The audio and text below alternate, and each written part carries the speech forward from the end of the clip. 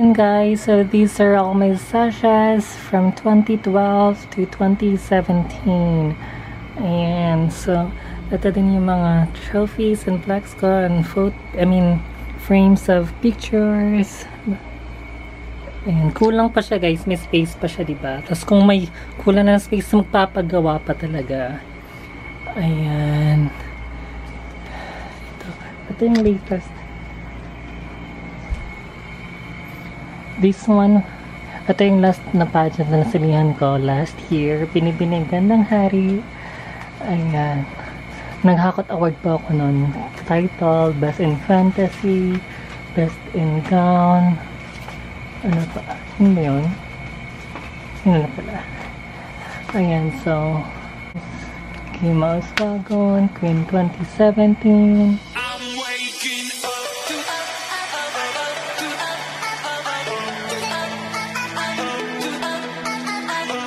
Hi everyone, yes, welcome back again to my channel and welcome back home. Yes, ayan, nakauwi na nga talaga tayo ng Pilipinas. Ayan, so medyo mainit na tayo mga pi. So naging busy pa yung schedule natin for this past few days dahil may mga kaganapan. So ngayon lang ulit nakapag-vlog si Ating. Dahil wala akong schedule ngayon, so bakit hindi mag-video na lang muna, di ba? Kesa bago tayo, di mag-film tayo ng another makeup tutorial. Another episode, another chikahan tayo ngayon mga sis. Ngayon na nga, so kakauwi ko lang ng Pilipinas nung Sunday. And isang linggo na. Nag-isang linggo na ako sa Pilipinas. And then, dahil nga may ganap ako, busy. Dahil ito naman, hindi lang ako umuwi ng Pilipinas dahil comeback show ko rin. Sa lahat ng mga hindi nakakaalam, I have been joining beauty pageants for 6 years now. Kontisera pa yung mayoran nyo. 6 years na po akong lumalaban. Tapos, nawala nga ako ng stage for 1 year kasi I was in the US. So, ngayon ang pagbabalik. Yes! Ayan ang pagbabalik, the comeback show. Kaya pinaghaandaan ko siya kasi ano siya, malaking pageant. It's a big show sa city namin, which is Surigao City. Ito talagang hometown ko, guys.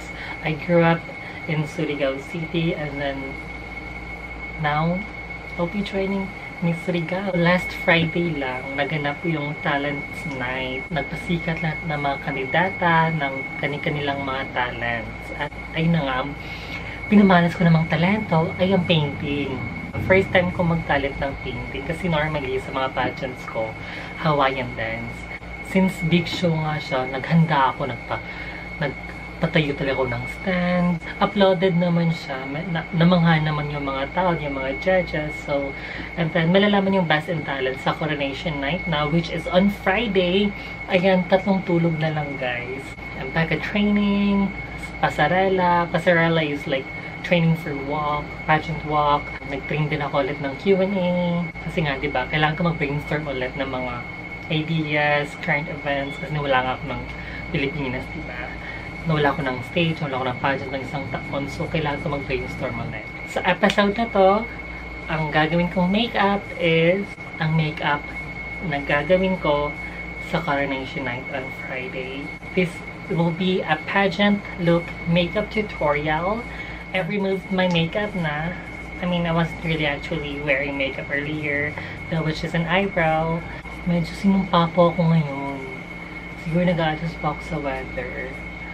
Tinubuan ako ng hindi ko alam, ng sumpa. Sana hindi ito mag-break up. May pageant pa ako. Ayun, so dahil nasa Pilipinas na nga ako, hindi na ako mag-moisturizer kasi it's hot, it's a humid country, and oily ako, so mag-oil up ako mamaya for sure. So, pupusin na tayo sa primer. So, for primer, ang gagamitin ko is the expensive, ang nakakalulang primer ng Hourglass. Let's see kung ano effect nito sa pagmumukha natin. Kung magmumukhang yayamanin ba tayo or hindi. Kung mababago pa niya yung buhay ko. Parang nasasayangan akong gamitin siya. Oh my god, bakit walang laman? Dahil ba maliit yung bottle na binili? Ayun siya. Konti lang siya. Enough na yan. Okay, wow. Wala siyang amoy. And pagganong ko pa lang, napaka-smooth niya. Oh my God. So, for foundation, ang gagamitin ko is the Huda Beauty Liquid Foundation in Latte. Ayan. Dahil nga it's a pageant, so kailangan full coverage talaga.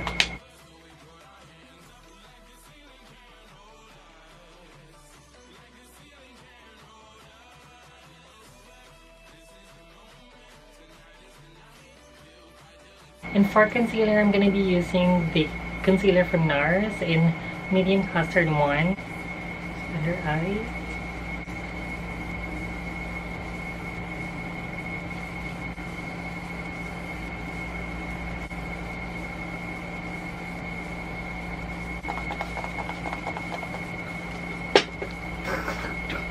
Normally, sa pageants talaga, ako lang nagme-makeup sa sarili ko. I just need to have an assistant, magbubuhok sa akin, makeup, ako na yun. Pero pag big event talaga, I have my team, I have my handler, lahat, may staff ako, ganun, may team ako. Pero, normally talaga, ako lang. And to set my foundation, I'm gonna be using the Laura Mercier Powder Foundation in 3W108. Full na full talaga yung coverage natin ngayon. Kala mo talaga may pupuntan mamaya. Pero at least, ito na din yung this serves as my makeup look test for my pageant kasi yung previous na makeup look test namin was for talent's night. To set my concealer, the under eye, the Laura Mercier translucent powder. I'll do my key lights off cam, so I'll be right back once I'm done. And that is how you do a pageant key light. Ayan, so medyo makapal talaga siya kasi, you know, it's a stage.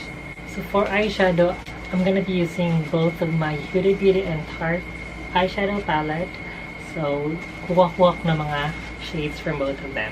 So before ko mag-start sa eyeshadow, mag-highlight na agad ako sa brow bone using the Summer in my Anastasia Beverly Hills highlighter palette. May makulit po ako na bisita, guys. Ito po siya. Meet Lucky! Say hi. Hi. Hi. Hi. Lucky.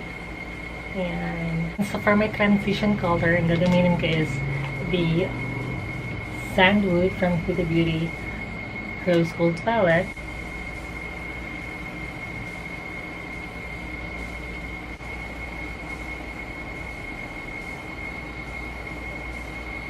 For the lid naman, Fireside.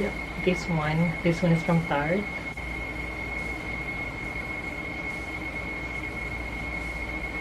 And using a small blending brush, i-blend out ko lang siya.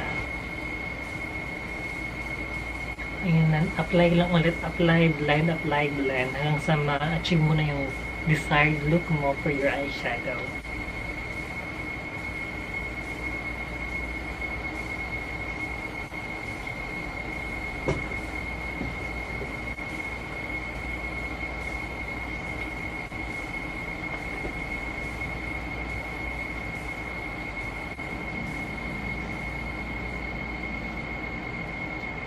So, ayan, sa medyo pumaplakap na yung eyeshadow natin. Dadagdagan ko siya ng this one, Flame.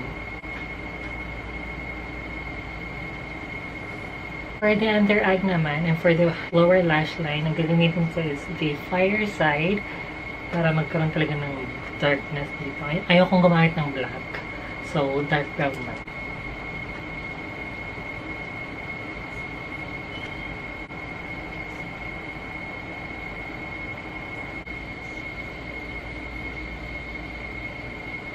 So, I'm almost done with the eyes. So, i-brush off ko na yung mga excess powder. For the eyeliner, sa taas, ang gagamit ko sa Stila Waterproof Liquid Eyeliner.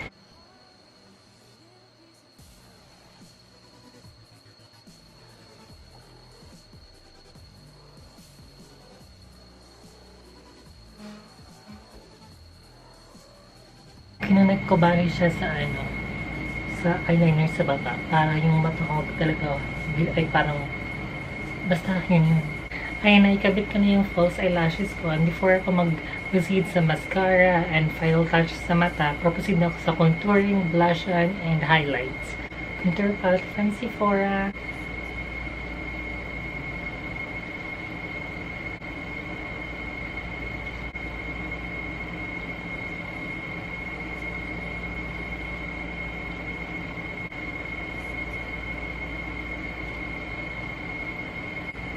Watch how I do my trick on my nose for pageant.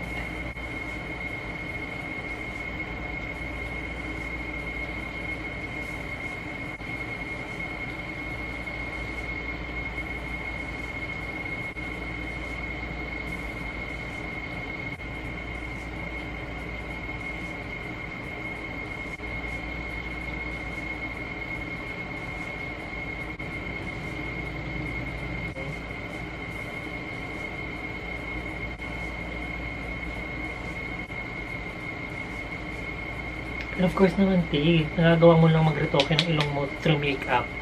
Pag heavy makeup, huwag naman yung natural makeup lang, tapos magagantong nose line ka.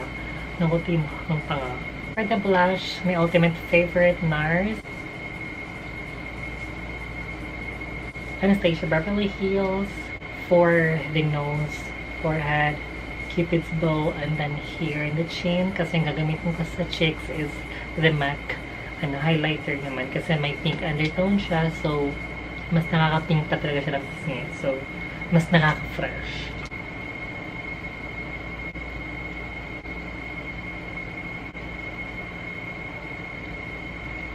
And so for the cheeks, the MAC highlighter and Snow Flush. And so for the inner corner of my eyes, I'm gonna be using the Candle. Ano ba? Kandila, gano'n. Candle ba yun? Candle, diba? No, candle. Ayan, candle.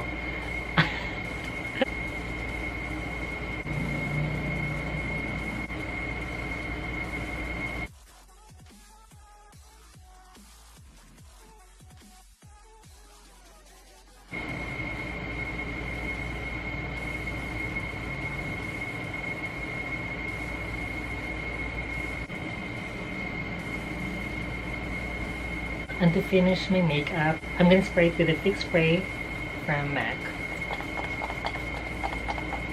And to complete the look, I will be changing my clothes into a pageant gown. Hope you're right back.